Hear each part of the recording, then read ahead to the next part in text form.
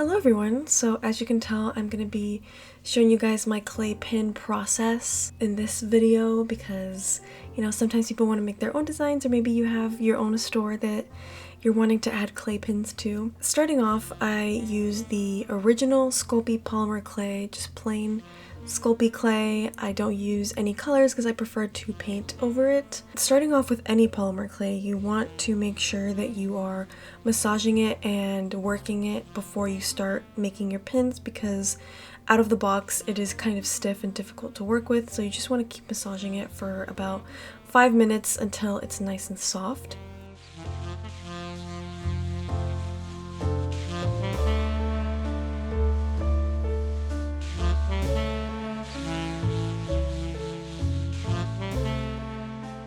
And then you want to start rolling it out. I used to use a bunch of random stuff to roll out my polymer clay for a long time, but this little rolling pin is from the Sculpey brand and it's meant for polymer clay, and it just makes the process a lot easier and a lot faster. I like to roll it out to about between 1/8 of an inch to 1/4 of an inch of thickness. That's really up to preference, but you don't want to make them too thin or too thick because you don't want to make them flimsy or too heavy as a pin.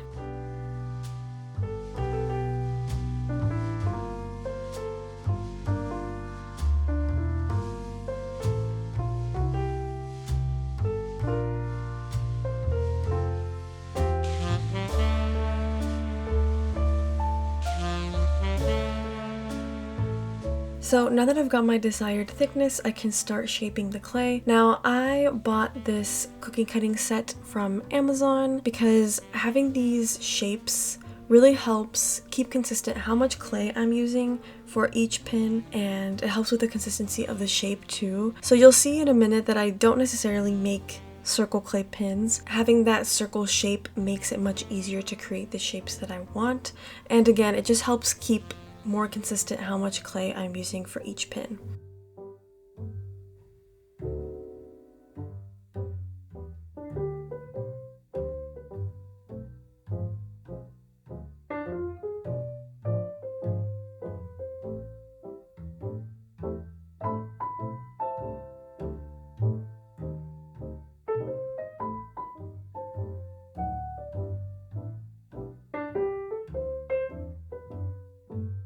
So now that I have cut out some of the circles, I am shaping them right now into a little frog shape.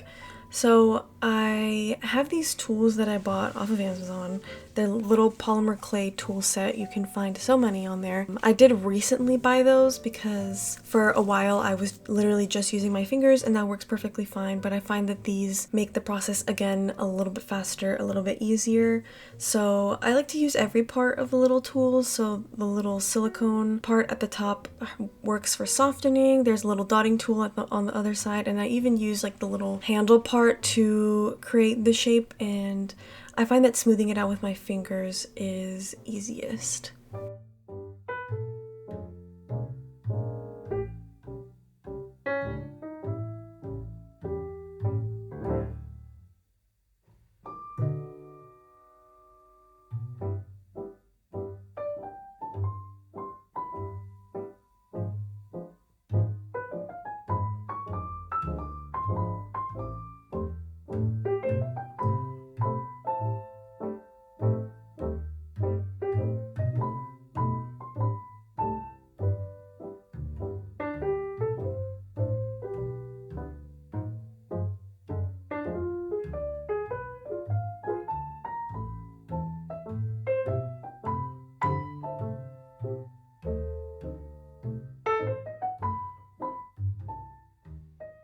So now that we have all of our shapes, we can start baking the clay pins now. You want to be sure to preheat your oven to 275 degrees Fahrenheit and bake them for about 13 minutes. So the package says 15 minutes, I do 13 minutes, but you want to make sure to keep checking up on those pins because you don't want them to burn. I like to lay down a little piece of parchment paper underneath the pins so they don't stick at all to your pan or ruin it in case they burn.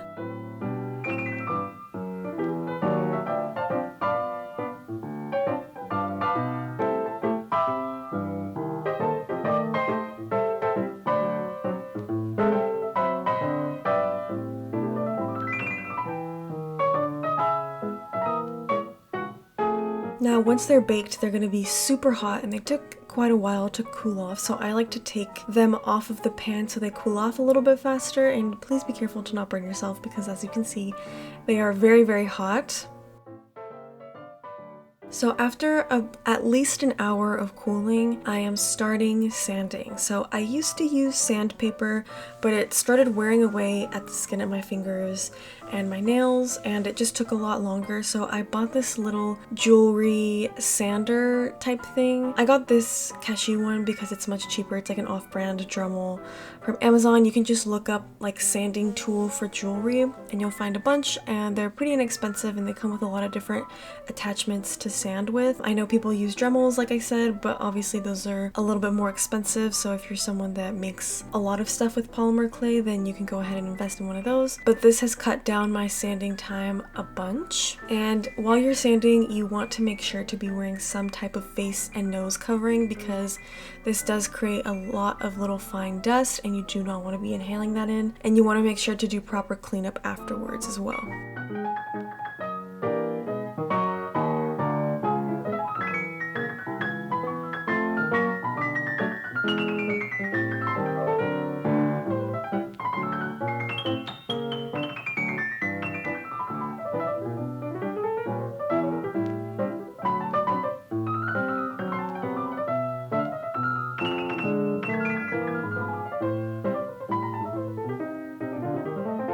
So now that our pins are nice and smoothed out, we can start painting, and this is my favorite part, but it is also the most time-consuming part. This part takes about 2 days for me because there are so many layers of paint that you have to let dry. I personally use the Holbein brand acrylic gouache. You want to make sure to use acrylic gouache because gouache in itself is a mixture of like acrylic and watercolor paint, so it has the thickness and opacity of acrylic paint, but with gouache you can reactivate it and kind of thin it out to give it that watercolor effect. So if you get normal gouache paint, it'll just continuously be reactivated and it'll be really easy to be muddy, and you won't be able to layer different colors on top of each other. So if you get acrylic gouache, once it dries down, it will not move, it will not be reactivated, so it makes it much easier to work with. And now you can enjoy a few clips of some painting time lapses, which I know I really like watching.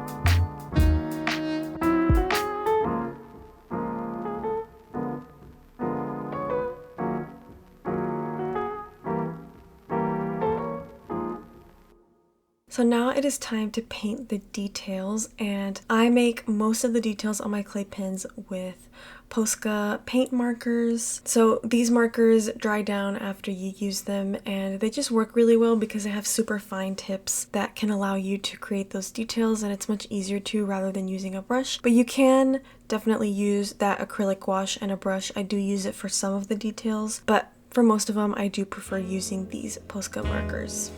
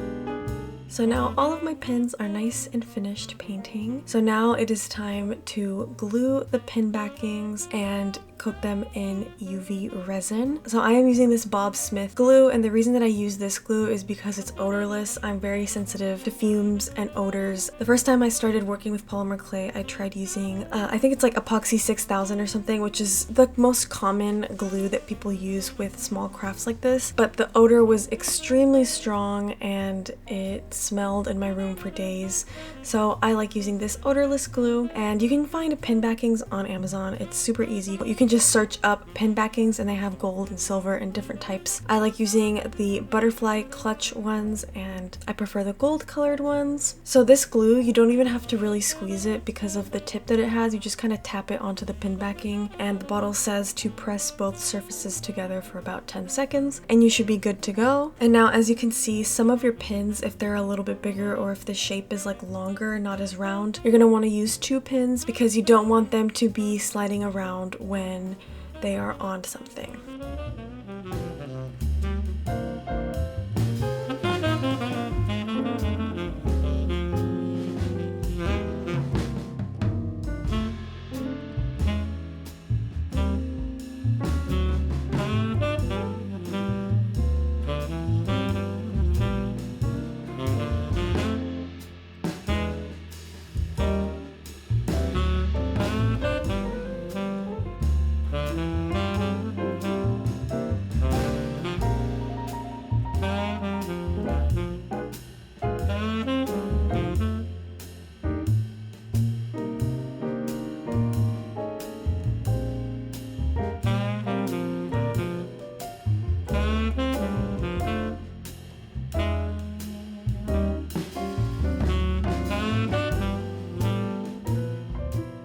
So now we have all the pin backings glued onto our pins, and I like doing the pin backing before the UV resin because I use these little half wine corkscrew things that I cut up to stabilize them and to be able to do the resin without them sticking anywhere, because if you just lay them flat on a surface and put resin on them, they will stick to that surface and you will ruin your surface and your clay pin. So it's helpful to stab them into these little corks, and because once I do the backside with the UV resin, having the resin on there to secure the pin backing makes it just a lot more sturdy and secure. So I personally use these brushes to apply my UV resin because I find that it's the way that I get the most smoothest application and the fastest application. It's definitely not the most sustainable way, but I have not found any other way to do it. Some people say to keep your brush in an alcohol jar in between like applications so it doesn't harden, and you don't waste it, but that personally has not worked for me. I'm not sure why. I have tried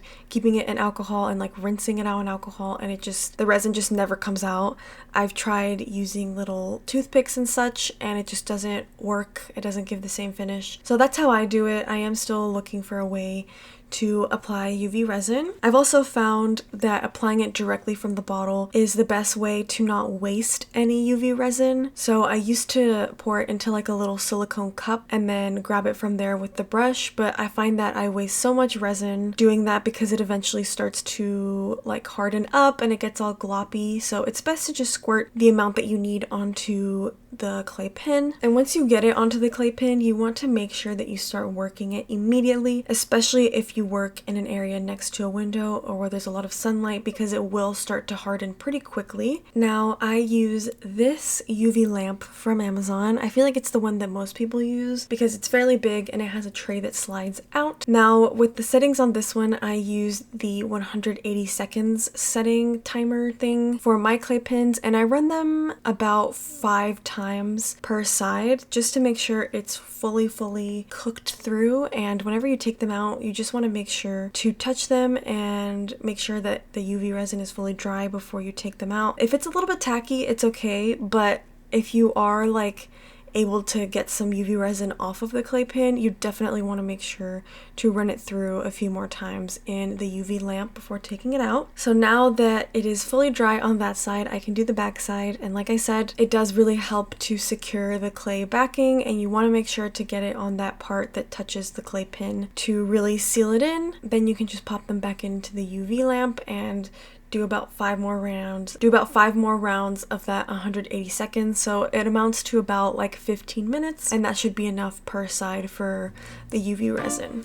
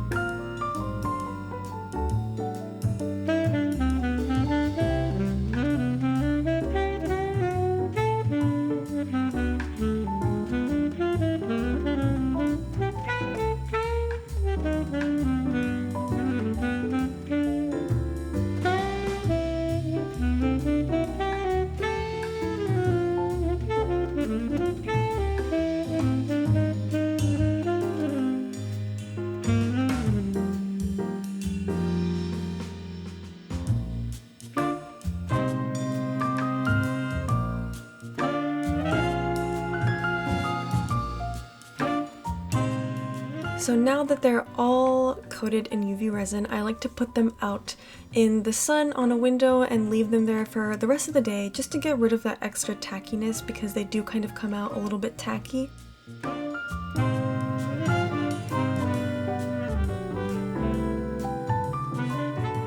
Now, if you are looking to sell these on your store, it is time to create your backing card. So I make my own backing cards, but you can order them from a website or a company. So I do them on Procreate, and I like to create a 2x3-inch canvas with about 600 dpi. And then I just start drawing away and I create my backing card.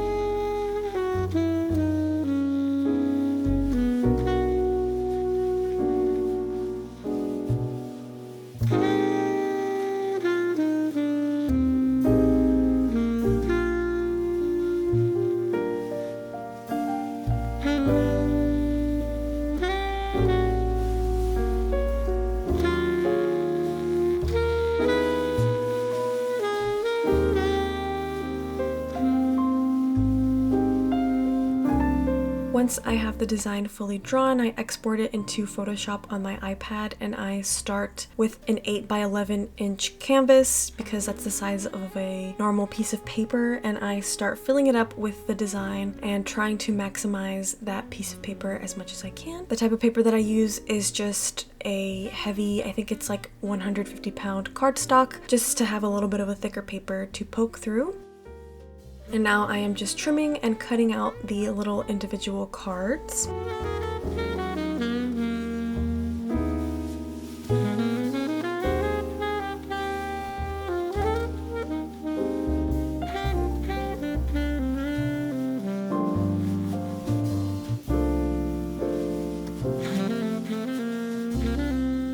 Now it is time to put the clay pin through the backing card. I learned this trick from Catnip Illustrations. You get a roll of washi tape and you put the backing card on it, and then you get your clay pin and you make sure to poke through the center of the washi tape roll, and it pokes through perfectly without bending the backing pin at all. And then you get your little butterfly clutch and secure it, and you are done with your clay pin.